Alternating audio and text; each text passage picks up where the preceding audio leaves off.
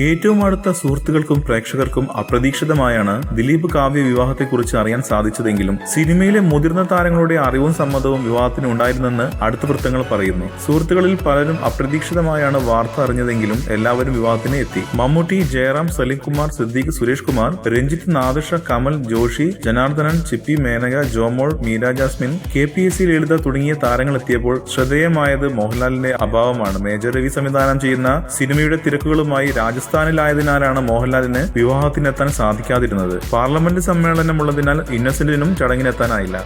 കൂടുതൽ സിനിമാ വാർത്തകൾക്കും വിശേഷങ്ങൾക്കും ഇപ്പോൾ തന്നെ സബ്സ്ക്രൈബ് ചെയ്യൂ മലയാളം ക്രിയേഷൻസ്.